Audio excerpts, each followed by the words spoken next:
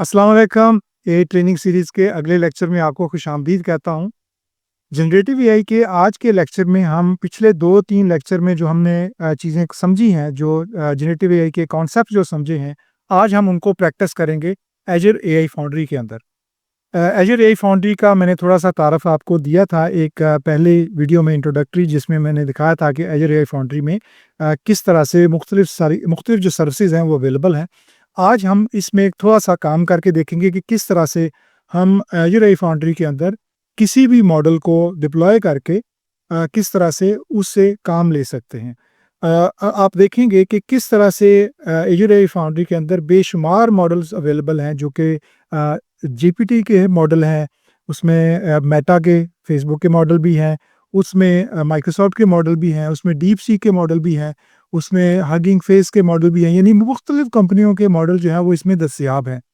जिसका मतलब ये है कि हो सकता है कि आपको मॉडल ट्रेन करने की ज़रूरत ही ना पड़े, क्योंकि जो कॉमन सिनेरियो हैं, जो कॉमन चीज़ें बिज़नेसेस को चाहिए होती हैं आम तौर पे, वो मॉडल ऑलरेडी ट्रेन्ड हैं। आपको क्या करना है कि आपको इन मॉडल को डिप्लॉय करके, या ये जो सर्विसेज़ ऑलरेडी अज़ूर के अंदर अवेलेबल हैं, या गूगल के अंदर अवेलेबल हैं, या एडब्ल्यूएस के अंदर अवेलेबल हैं, या और बहुत सारे जो सर्विस प्रोवाइडर हैं, उनकी जो सर्विसेज़ हैं, उनको आप अपनी क्लाइंट एप्लीकेशन में कॉल करके यूज़ कर सकते हैं और प्रोडक्ट बना सकते हैं। यही वो काम है जो बहुत सारे लोगों ने किया और प्रोडक्ट्स आपको नज़र आती हैं। जो आपको प्रोडक्ट्स इंटरनेट पे नज़र आती हैं, उनमें बेशुमार प्रोडक्ट्स जो हैं, वो इसी तरह के मॉडल्स को बैकएंड पे कॉल करके फ्रंट पे उन्होंने वेबसाइट बना दी है और उसको यूज़ कर रहे हैं, जैसे चैट जीपीटी है। अब मिसाल के तौर पे आज हम मॉडल जो यूज़ करेंगे वो जीपीटी 4.1 है, जो कि लेटेस्ट मॉडल है ओपन एआई का। और चैट जीपीटी के बैक साइड पे यही मॉडल चल रहे होते हैं, जीपीटी 4.1 चल रहा है या डाल ही चल रहा है। ये वो मॉडल हैं जो यूज़र के प्रॉम्प्ट की बेस पे कि किस तरह का प्रॉम्प्ट है, उसके मुताबिक वो रेलेवेंट जो मॉडल है वो कॉल हो जाता है और आपको आउटपुट नज़र आ जाती है। बिल्कुल इसी तरह से गूगल का जेमिनी काम करता है, बिल्कुल उसी तरह से क्लॉड काम करता है, बिल्कुल उसी तरह से डीपसीक काम करता है। तो ये जो लार्ज लैंग्वेज मॉडल हैं जनरेटिव एआई के, इनको इस्तेमाल करना आना चाहिए। इनके अंदर जो कुछ है वो आपकी ज़रूरत के लिए बाज़-औक़ात काफ़ी होता है। लेकिन फॉर एग्ज़ाम्पल क्योंकि ये हर चीज़ जो है इसको कवर नहीं कर पाते, मिसाल के तौर पे बहुत सारे इंडस्ट्री है, बहुत सारे सेक्टर्स ऐसे हैं जिनको ये जो बेस मॉडल हैं वो शायद कवर ना कर पाएँ, तो इन मॉडल्स को फाइन ट्यून किया जाता है उस इंडस्ट्री के मुताबिक, उसके डाटा के मुताबिक, ताकि ये उसके मुताबिक प्रेडिक्शंस दे सकें, रिज़ल्ट्स दे सकें। तो आज का जो लेक्चर है वो बहुत इंटरेस्टिंग है इस लिहाज से कि आप एक जीपीटी का मॉडल जो है वो डिप्लॉय करेंगे। हम आज उसको डिप्लॉय करेंगे और उसके बाद एक जो क्लाइंट एप्लीकेशन है वो एक प्लेग्राउंड कहलाती है यहाँ पे इसके अंदर। जो प्लेग्राउंड का नाम देते हैं उसको, वो एक बेसिकली क्लाइंट एप्लीकेशन है जिसमें हम उसको टेस्ट कर सकते हैं कि उस मॉडल के अंदर क्या कैपेबिलिटीज़ हैं, किस तरह हम उसमें प्रॉम्प्ट दे सकते हैं। जैसे आपने प्रॉम्प्ट इंजीनियरिंग के बारे में जाना पिछले लेक्चर में, कि प्रॉम्प्ट इंजीनियरिंग के अंदर हम किस तरह से पर्सोना दे के या कॉन्टेक्स्ट दे के किस तरह से हम बेहतर आउटपुट और टू द पॉइंट आउटपुट ले सकते हैं, और वो एग्जैक्टली आप इसके अंदर आज प्रैक्टिस करके भी देखेंगे। तो पिछले जो 2 लेक्चर्स हैं उनकी प्रैक्टिस हम आज के लेक्चर में करेंगे। चलते हैं लेक्चर की तरफ। सबसे पहले गूगल में एज़र एआई फाउंड्री टाइप करें। मैंने पहले टाइप किया था तो वो ऑटोमेटिकली आ गया है। अच्छा, अब इसमें आपको अगर मल्टीपल लिंक्स आ जाएँ तो दूसरा या तीसरा लिंक जो है वो एज़र एआई फाउंड्री का होगा, और उसकी निशानी ये है कि उसका जो यूआरएल है वो ai.azure.com होगा। तो ये अगर आप देखें सिंबल यू जहाँ पे ग्लोब बना हुआ है, ये एज़र एआई फाउंड्री का लिंक है। इस पे जब आप क्लिक करेंगे तो अगर आपने साइन इन नहीं किया हुआ अपना अकाउंट, तो वो आपको साइन इन करवाएगा। क्योंकि मैंने साइन इन किया हुआ है तो मुझे डायरेक्टली एज़र एआई फाउंड्री के होम पेज पे ले आया है। और यहाँ पे ये मुझे दिखाएगा कि मैंने अगर कोई पहले से कोई रिसोर्सेज क्रिएट किए हुए हैं तो वो यहाँ पे मुझे शो कर देगा। और ये रिसोर्सेज जो हैं ये मैंने डिलीट कर दिए थे, लेकिन फिर भी वो दिखा रहा है। अगर मैं इस पे क्लिक करूँगा तो वो मुझे रिसोर्स नॉट फाउंड शो करेगा। इसका मतलब है कि ये रिसोर्स मैंने डिलीट कर दिए थे। ये डिलीट करना ज़रूरी है। जब भी इस पे काम करें एज़र एआई फाउंड्री के ऊपर, तो आप portal.azure.com पे जाके अपने रिसोर्सेज डिलीट ज़रूर करें। मैं आपको दिखाऊँगा कि किस तरह से, क्योंकि मैंने जो एज़र एआई फाउंड्री का जो इंट्रोडक्टरी लेक्चर किया था उसमें दिखाया भी था कि किस तरह से मैं यहाँ पे जो प्रोजेक्ट्स क्रिएट करता हूँ उसके रिसोर्सेज एज़्योर पोर्टल में क्रिएट होते हैं और उनको डिलीट कैसे करना है मैं एक दफ़ा फिर दिखा दूंगा इसके अंदर। अच्छा, सबसे पहले जो है वो आपने इसके ऊपर अपना प्रोजेक्ट क्रिएट करना है। तो ये जो राइट साइड पे आपको प्लस का बटन और क्रिएट न्यू नज़र आ रहा है, इसके अगर ऊपर आप क्लिक करेंगे तो ये आपसे पूछेगा कि आपने एज़्योर एआई फाउंड्री रिसोर्स के थ्रू क्रिएट करना है या हब के थ्रू करना है। तो पहली दफ़ा हमने एआई फाउंड्री रिसोर्स के थ्रू किया था, इस दफ़ा हम हब के थ्रू करते हैं। तो मैं हब को सिलेक्ट करता हूँ और उसके बाद मैं नेक्स्ट क्लिक करता हूँ। तो अब ये मुझे प्रोजेक्ट का नाम पूछेगा, अगर वो जो बाय डिफ़ॉल्ट उसने नाम दे दिया है, तो मैं उसको चेंज करता हूँ। मैं यहाँ पे एआई फॉर ऑल करके और यहाँ पे PROJ कर देता हूँ ताकि मुझे पता हो कि ये प्रोजेक्ट का नाम है। और यहाँ पे उसने हब का नाम दिया तो मैं इसको भी चेंज करता हूँ। इसको चेंज करने के लिए मैं इसमें क्लिक करूँगा तो वो चेंज नहीं करने देगा। ये राइट साइड पे जो रीनेम हब है, इस पे मुझे क्लिक करना पड़ेगा और इसके अंदर मैं जो भी नाम दूँगा, जैसे मैं कहूँगा कि एआई फॉर ऑल हब और मैं डेट दे देता हूँ जैसे जून 11 फॉर एग्ज़ाम्पल। तो इसको मैं नेक्स्ट करता हूँ और ये यहाँ पे क्रिएट का बटन इनेबल हो जाएगा। इसको मैं क्लिक करता हूँ तो ये अब इसको क्रिएट करना शुरू कर देगा। ये तकरीबन 3 से 4 मिनट लेता है, तो 3 से 4 मिनट तक आपको वेट करना पड़ेगा। ये नीचे आपको क्रिएटिंग प्रोजेक्ट्स नज़र आएगा और 3 से 4 मिनट के बाद ये प्रोजेक्ट जो है ये क्रिएट कर देगा। जी, तो प्रोजेक्ट उसने क्रिएट कर दिया है और ये मुझे इस पेज पे ऑटोमेटिकली इसने रीडायरेक्ट कर दिया है। और इस पेज पे अगर आप देखें तो उसने एपीआई की एक शो की हुई है और ये एज़र ओपनएआई का एंड पॉइंट भी दे दिया, जो कि इसने ऑटोमेटिकली एज़र ओपनएआई जो है वो भी उसकी भी रिसोर्स जो है उसका क्रिएट कर दिया है मॉडल्स के लिए। उसकी वजह ये है कि जो भी मॉडल्स हैं एज़र ओपनएआई के, वो अब अवेलेबल होंगे, उसकी सर्विसेज जो हैं वो हमें अवेलेबल होंगी इस एंड पॉइंट के थ्रू। अच्छा, अब इसके अंदर मैंने जो ये फाउंड्री की आपको डेमो दी थी, उसमें सारी चीज़ें एक्सप्लेन की थी, लेकिन मैं थोड़ा-सा दोबारा बता देता हूँ कि इसमें जो इस वक़्त जनरेटिव एआई का जो इस वक़्त पार्ट हम करने वाले हैं, उसमें जो मेन चीज़ें हैं, वो हम मैट मॉडल कैटलॉग में जाएँगे और देखेंगे कौन-कौन से मॉडल्स अवेलेबल हैं और उनमें से जो भी मॉडल हम डिप्लॉय करना चाहें, वो डिप्लॉय कर सकते हैं। अगर हमने कोई भी मॉडल को यूज़ करना है, तो उसको पहले डिप्लॉय करना पड़ेगा। और अब जहाँ ये जैसे यहाँ पे अगर आप देख सकते हैं, डीप सीक का मॉडल है चैट कंप्लीशन का, सोरा का वीडियो जनरेशन है, ग्रॉक का चैट कंप्लीशन है, ग्रॉक 3 है, ग्रॉक 3 मिनी है और इसी तरह मुख्तलिफ O3 का चैट कंप्लीशन है, माइक्रोसॉफ्ट का चैट कंप्लीशन है, O4 है, GPT 4.1 है जो लेटेस्ट है ओपनएआई का। तो ये सारे मॉडल्स जो हैं वो अगर आप देखें तो ये लामा का है, मेटा के models large language model available हैं, तो ये सारे अवेलेबल हैं, आप किसी को भी ट्राई कर सकते हैं। इसके अलावा अगर नीचे देखें तो ये प्लेग्राउंड्स हैं, जिनके अंदर हम मुख्तलिफ जो मॉडल्स और सर्विसेज ट्राई कर सकते हैं। ये प्लेग्राउंड है जहाँ पे चीज़ें जो हैं वो टेस्ट की जा सकती हैं कि आपने अपनी रिक्वायरमेंट के मुताबिक ये देखना है कि जो आपकी इस वक़्त रिक्वायरमेंट है, प्रोजेक्ट की जो रिक्वायरमेंट है या आपके क्लाइंट की जो रिक्वायरमेंट है, तो वो किस तरह से पूरी होगी, यानी किस किस्म का जो मॉडल है वो पूरी कर सकता है, क्योंकि हर प्रोजेक्ट की रिक्वायरमेंट तकरीबन डिफरेंट होती है, तो उसके मुताबिक आप यहाँ पे प्लेग्राउंड में वो चीज़ें जो हैं वो ट्राई कर सकते हैं। अच्छा, अब इसमें कुछ एक और चीज़ जो है वो, अगर आपने फॉर एग्ज़ाम्पल मॉडल डिप्लॉय करना है, तो आपका जो मॉडल और जो एंड पॉइंट्स हैं वो एंड पे यहाँ पे पड़े होंगे, मॉडल प्लस एंड पॉइंट पे। यहाँ पे चूँकि अब हमारे पास इस वक़्त कोई मॉडल नहीं है और अगर हमने कोई मॉडल डिप्लॉय करना होगा तो यहाँ पे डिप्लॉय मॉडल पे करेंगे क्लिक। इसमें 2 ऑप्शन है, बेस मॉडल करना है या फाइन ट्यून करना है। बेस मॉडल का मतलब ये बेसिकली कुछ मॉडल होते हैं जो बेस मॉडल होते हैं, जो कि ओरिजिनल मॉडल होते हैं, जो रिलीज़ किए जाते हैं। उसके बाद कुछ होते हैं जो फाइन ट्यून मॉडल होते हैं, जो कि ओरिजिनल मॉडल्स की फाइन ट्यून फॉर्म होते हैं। और अगर हम फाइन ट्यून मॉडल के ऊपर क्लिक करें तो इस वक़्त कोई भी फाइन ट्यून अवेलेबल नहीं है, क्योंकि इसमें कोई भी हमने फाइन ट्यून पे फ़िलहाल कोई भी चीज़ पुल नहीं की, कोई काम नहीं किया हुआ। तो अब अगर हम बेस मॉडल क्लिक करते हैं तो बेस मॉडल जो है वो आपके सामने लिस्ट आ जाएगी बेस मॉडल्स की। ये सारे बेस मॉडल्स हैं इस वक़्त, जिनको हम सेलेक्ट करके आगे कोई भी इनका जो भी इनका ट्रायल है वो कर सकते हैं। मैं इसको यहाँ पे कैंसिल करता हूँ, क्योंकि हम यहाँ पे भी वैसे तो इसको किसी भी मॉडल को पिक कर सकते हैं, लेकिन यूजुअली मैं जाता हूँ चैट प्लेग्राउंड पे, क्योंकि वो आपके लिए ज़्यादा विजुअली ज़्यादा बेहतर है समझना। अब इसमें सबसे पहले है चैट प्लेग्राउंड, यानी जो हम जैसे चैट जीपीटी है, तो वो वाला जो अगर काम हमने चैट बॉट वाला काम अगर लेना है तो चैट प्लेग्राउंड के अंदर करेंगे। इसको अगर हम ट्राई चैट प्लेग्राउंड इस पर क्लिक करें तो ये हमें इस स्क्रीन पे ले जाएगा और ये हमसे कहेगा कि आप इस पे पहले अपनी डिप्लॉयमेंट जो है वो क्रिएट करें। डिप्लॉयमेंट करने का क्या मतलब है, जैसे आपने पिछले लेक्चर में देखा था कि जब भी आपने किसी मॉडल को यूज़ करना है तो आपको उसको डिप्लॉय करना पड़ेगा। और यहाँ पे चूंकि हमने अभी तक डिप्लॉय नहीं किया तो वो कह रहा है कि अपनी डिप्लॉयमेंट यहाँ पे दें।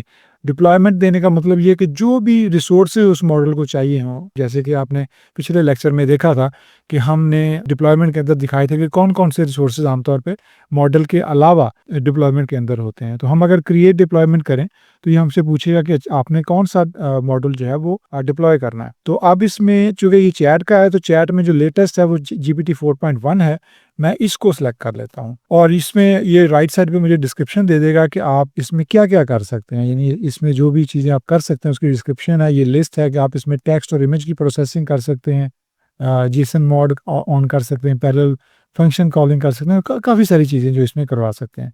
अब मैं इसको चूँकि मैंने सेलेक्ट कर लिया तो कन्फर्म कर देता हूँ और अब ये मुझसे बाकी चीज़ें पूछेगा कि आपको क्या क्या चीज़ें चाहिए। अब इसमें डिप्लॉयमेंट का नाम GPT 4.1 है, इसको मैं चेंज नहीं करता।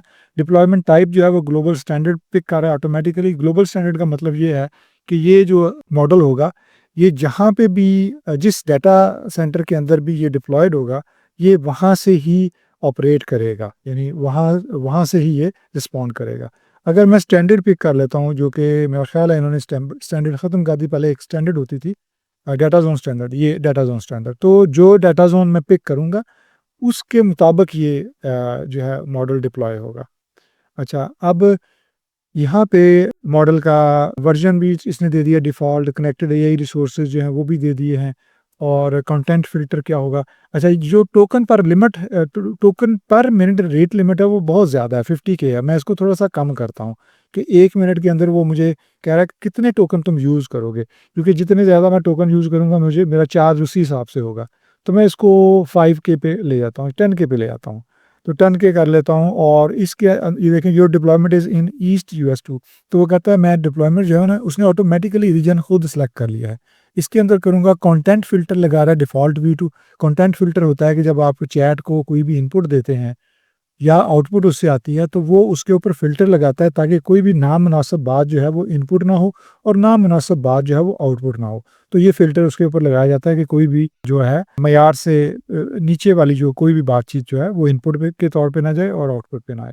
तो अगर मैं इसको डिप्लॉय करता हूँ, डिप्लॉय पे क्लिक करता हूँ तो ये मॉडल डिप्लॉय होना शुरू हो जाएगा और ये इसको यहाँ पे डिप्लॉय कर देगा। अच्छा, अब अगर मैंने चेक करना हो कि ये मेरी डिप्लॉयमेंट हुई है या नहीं हुई तो मैं जाऊँगा मॉडल्स और एंड पॉइंट पे और यहाँ पे ये मुझे दिखा देगा कि मेरी डिप्लॉयमेंट हुई है या नहीं। तो ये अगर देखें ये GPT 4.1 ये डिप्लॉयमेंट मेरी मॉडल डिप्लॉय हो गया है। जब आपने पहले ये स्क्रीन देखी थी तो इसमें कुछ भी नहीं था।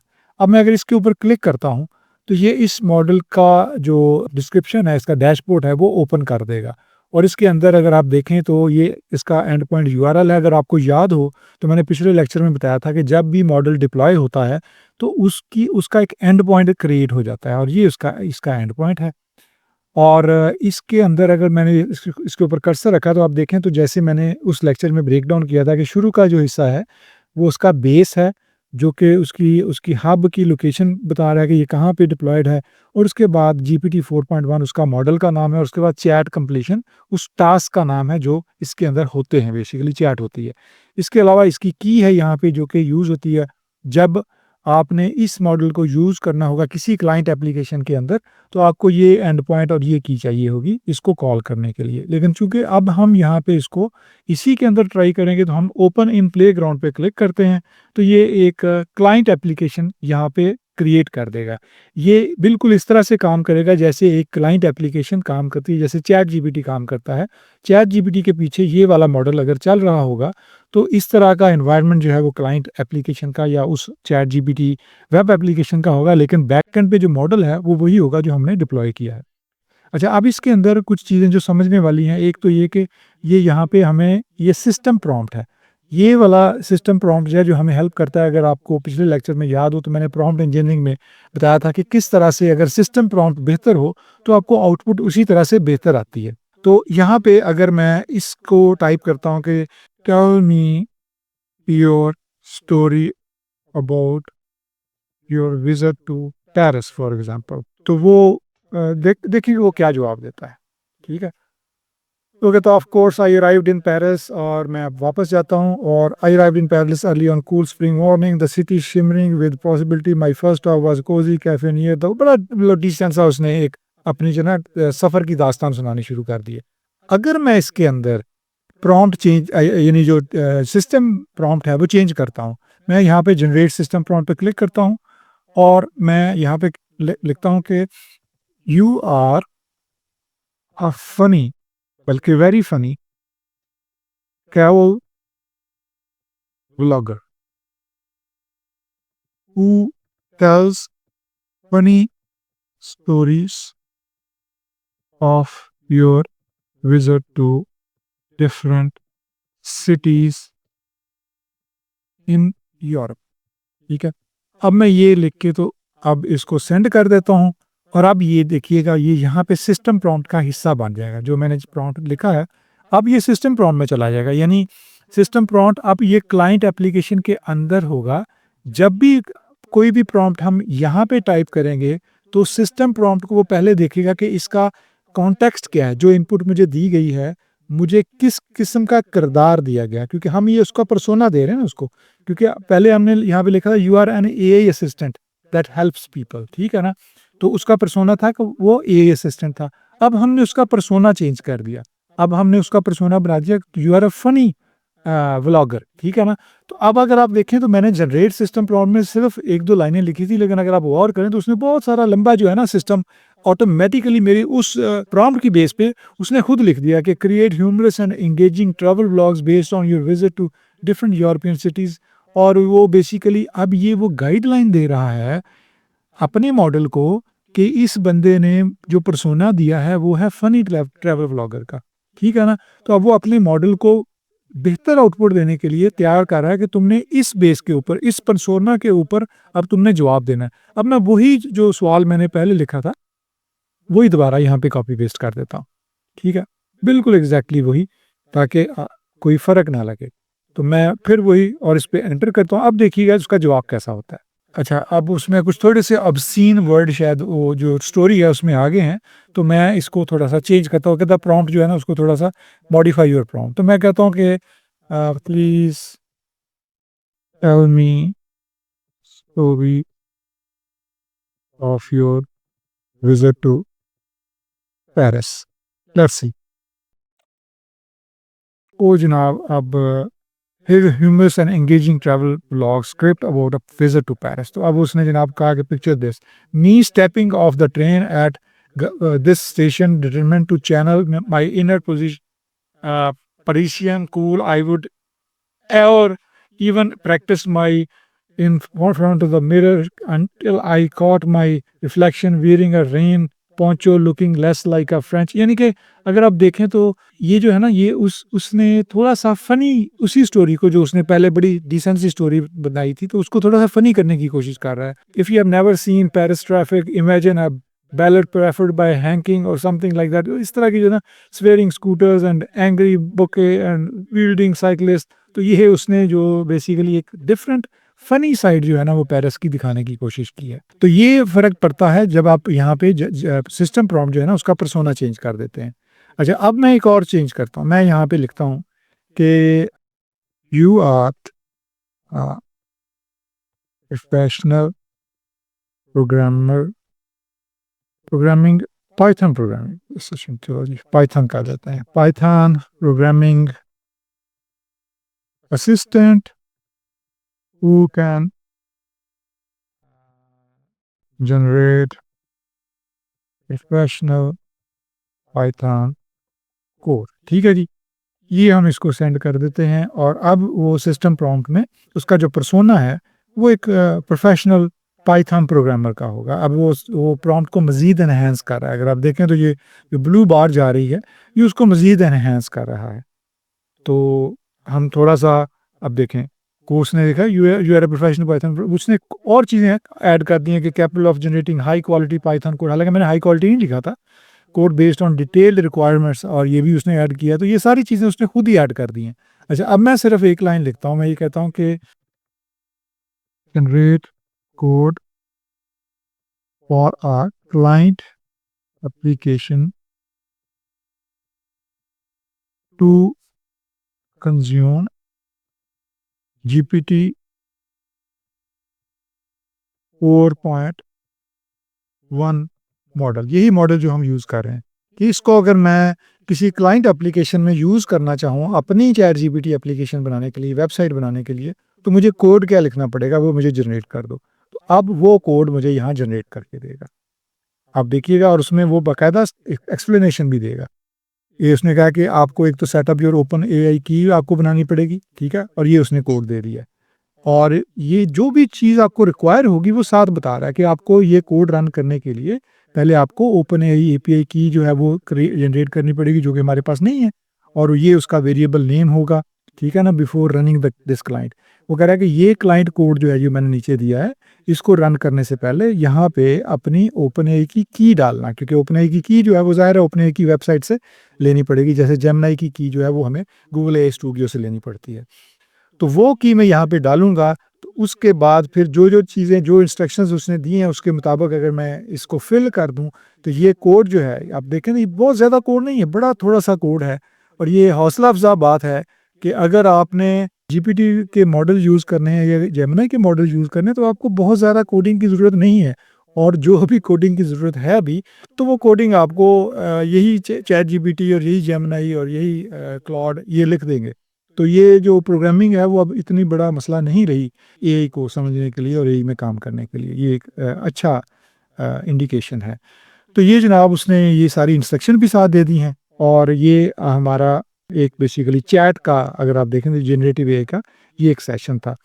अगला जो सेशन है उसके अंदर मैं जो इसके बाकी जो प्लेग्राउंड है वो आपको थोड़ा-सा दिखाऊँगा कि वो किस तरह से हम यूज़ कर सकते हैं। ये मैंने एक थोड़ा-सा चैट का आपको दिखाना था।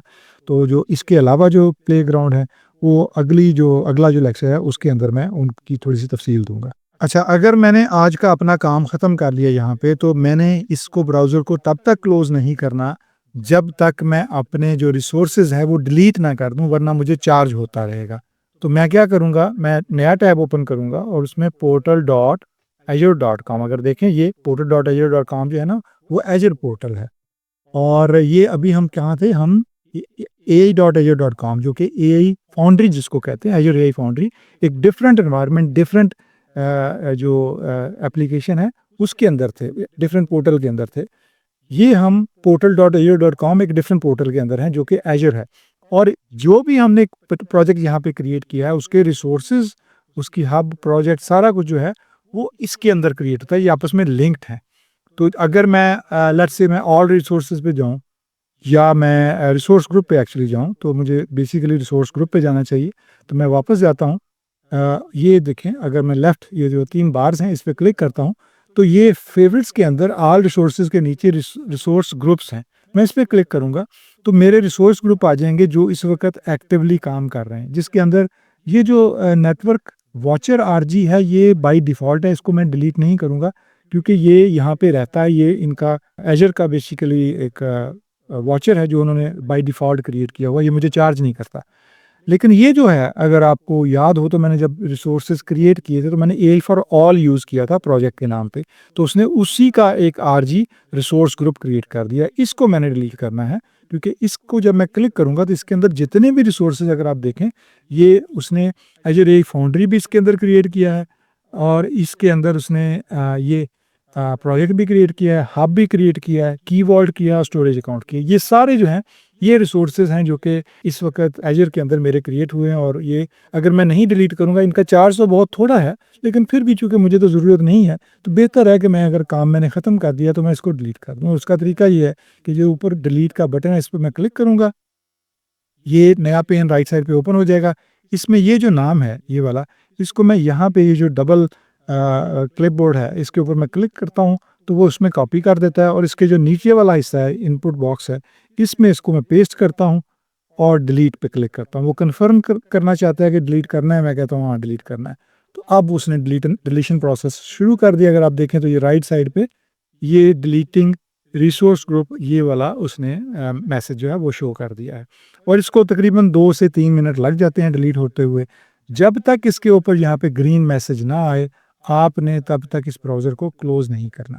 ये तो अगर आप देखें तो ये रिसोर्स ग्रुप डिलीट हो गया, राइट साइड पे मुझे ग्रीन टिक नज़र आ रही है और डिलीटेड रिसोर्स ग्रुप नज़र आ गया है। अगर मैंने इसको कन्फर्म करना हो तो मैं दोबारा ये जो ऊपर होम के साथ रिसोर्स ग्रुप का लिंक मुझे नज़र आ रहा है, इस पे मैं क्लिक करूँगा तो मुझे वो यहाँ पे अब नज़र नहीं आ रहा जो रिसोर्स ग्रुप मैंने डिलीट किया। अगर आप देखें तो RGAI फॉर ऑल PORG वो यहाँ पे अब नहीं नज़र आ रहा। तो ये यहाँ से क्लीन हो गया है। अब जब क्लीन हो जाए तो फिर मैं ये दोनों टैब जो है इनको क्लोज़ कर सकता हूँ कि इसका मतलब है कि मेरा काम मुकम्मल हो गया है। ये तो आपने देखा कि किस तरह से हम GPT 4.1 मॉडल को हमने डिप्लॉय किया और उसको एक क्लाइंट एप्लीकेशन के थ्रू जिसको चैट प्लेग्राउंड भी कहते हैं उसके अंदर टेस्ट किया और मुख्तलिफ जो सिस्टम प्रॉम्प्ट देकर हमने मुख्तलिफ किस्म की आउटपुट लेके देखा। और ये जो चैट प्लेग्राउंड है ये एक फीचर है ये एआई फाउंड्री का। ये बहुत बड़ा पोर्टल है, इसके अंदर बहुत सारी चीज़ें हैं जो कि हम एक लेक्चर में कवर नहीं कर सकते थे। तो मैं कोशिश करूँगा कि जो अगला लेक्चर है उसके अंदर जो इसके बाकी जो फीचर्स हैं वो आपको थोड़ा-सा बताऊँ कि हम और इसमें क्या-क्या चीज़ें जो हैं वो कर सकते हैं। और बहुत सारी आप देखेंगे कि इसके अंदर बहुत सारे जो मॉडल हैं, बहुत सारी जो सर्विसेज़ हैं, वो ऐसी हैं जो कि बहुत कॉमनली जो बिज़नेसेस को चाहिए होती हैं, जो कॉमनली डे टू डे जो रूटीन है, जो रिक्वायरमेंट है बिज़नेस की, उसको पूरा करती हैं। और उसके अलावा अगर फॉर एग्ज़ाम्पल स्पेसिफ़िक रिक्वायरमेंट है तो आपको उसको कस्टमाइज़ करना पड़ता है, तो उसके लिए आपको उसको फाइन ट्यून भी कर सकते हैं। और ये जो मॉडल्स हैं या ये जो सर्विसेज़ हैं, इनको हम जो हमारा पर्पल पाथ होगा उसके अंदर हम जो बेसिक प्रोग्रामिंग है उसके थ्रू हम इनको यूज़ करके एक एप्लीकेशंस बना के दिखाएँगे। और आज आपने देखा कि जो ख़ास तौर पे जब मैंने कोडिंग उसमें से की कि मुझे एक क्लाइंट एप्लीकेशन चाहिए जो कि उसका कोड चाहिए जो कि कॉल करे इसी मॉडल को जिसके जिसके ऊपर मैं काम कर रहा हूँ, तो उसने बड़ा सिंपल सा मुझे कोड दे दिया और साथ उसने इंस्ट्रक्शंस भी दे दी। यानी कोड बहुत ज़्यादा नहीं अगर आप देखें तो। तो ये हौसला अफ़ज़ा बात है उन लोगों के लिए जिनको प्रोग्रामिंग नहीं आती कि बहुत ज़्यादा प्रोग्रामिंग की ज़रूरत नहीं है। आप सिर्फ़ इतना सा कोड अगर आपको लिखना आ गया, तो आप चैट जीपीटी की तरह की एक एप्लीकेशन बना सकते हैं जिसके पीछे इस तरह के मॉडल चलते होंगे। डेफ़िनिटली आपको इन मॉडल की जो सब्सक्रिप्शन है वो लेनी पड़ेगी, जो पे करना पड़ेगा। लेकिन ज़ाहिर है अगर आप एक एप्लीकेशन बनाएँगे जैसे कर्सर या रेपलेट या दूसरी जो एप्लीकेशन चल रही हैं, उस तरह की अगर एप्लीकेशन होगी, तो जो भी आपके जो पीछे आपके एक्सपेंसेस होंगे, वो आप उस तरह से एज़ अ बिज़नेस उनको जो है मीट कर सकते हैं। तो ये एक जस्ट एन आइडिया। मैं ये नहीं कह रहा कि आप उस तरह की एप्लीकेशन बना लेंगे। मेरा कहने का मकसद ये कि आप कुछ भी बना सकते हैं। यानी आपके पास ये सारे जब टूल्स अवेलेबल होंगे, तो आपने अपना आइडिया यूज़ करना है और आपने कोई भी एप्लीकेशन उससे बना लेनी है। बैक एंड पे जो मेहनत है वो ऑलरेडी हो चुकी है। आपको वो सारे मॉडल हो सकता है ट्रेन करने की ज़रूरत ही ना पड़े। आपको जो रेडीमेड आउट ऑफ बॉक्स चीज़ें हैं, वो दस्तयाब हैं। आप उन्हीं को यूज़ करके आगे अपनी प्रोडक्ट बना सकते हैं। तो मिलते हैं अगले लेक्चर में। बहुत शुक्रिया।